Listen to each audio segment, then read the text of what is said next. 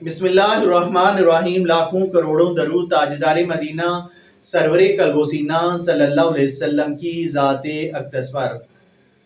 एक मरतबा किसी मुसलमान ने एक यहूदी से पूछा कि आप दुनिया में कामयाब कैसे होगे?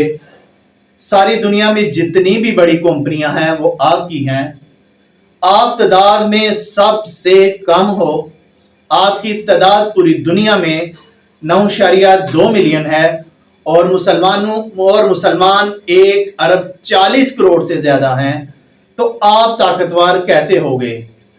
तुम्हारी कौम में कोई इंसान, कोई शख्स भीख नहीं मांगता। तो इस बार यहूदी ने क्या जवाब दिया, अपने दिमाग की खिड़कियां खोलकर वो अपने जवाब सुनना है।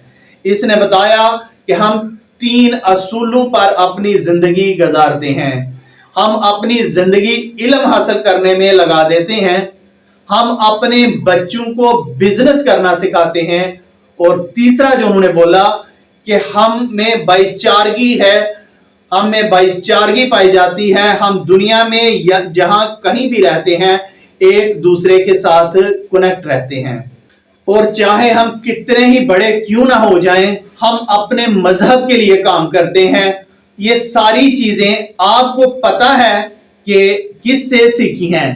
यहूदी ने कहा ये सारी चीजें हमने कहां से सीखी हैं? ये सारी चीजें तुम्हारे नबी अकरम सल्लल्लाहु अलैहि वसल्लम से सीखी हैं। आपके साथ शेयर करने का बुनियादी मकसद ये है, दूसरे लोग नबी अकरम सल्लल्लाहु अलैहि वसल्लम को फॉलो करके कामयाबी हासिल कर रहे हैं, और हम मुसलमान जो कि दुनिया को फॉलो करने में लगे हुए हैं। तो कामयाबी चाहते हो तो अपने नबी को फॉलो करो, दुनिया में कामयाब रहोगे और आखिरत में भी कामयाब हो जाओगे।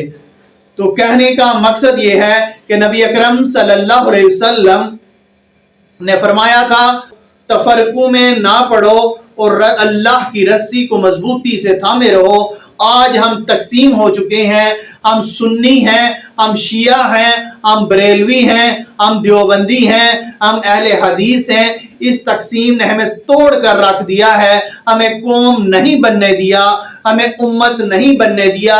वजह क्या है कि हमारे रिमोट कंट्रोल कहीं और हैं और हम कहीं और से ऑपरेट हो रहे हैं। इनका बेसिक बुनियादी मकसद ये है, इनको तकसीम करके रख दो, इन पर हुकूमत करो। दोस्तों, बात करने का मकसद ये है कि इनकी 3 फॉलो जो हैं वो ना हमारी इस्लामी तालीमात से अंजील ली, ये भाईचारगी को अपनाते हैं। हमारे अंदर भाईचारगी बिल्कुल भी नहीं रही, हम बिल्कुल भी एक दूसरे को देख नहीं सकते।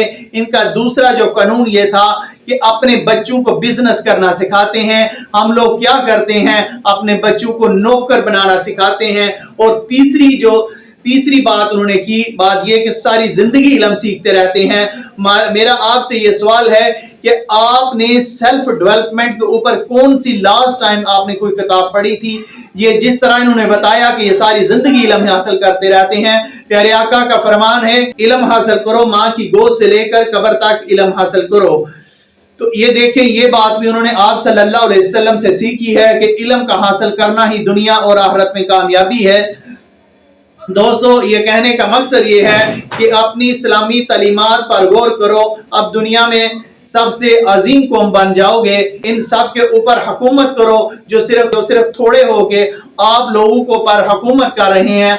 अपना और अपने साथ जुड़े लोगों का ख्याल रखिएगा। अल्लाह हाफिज।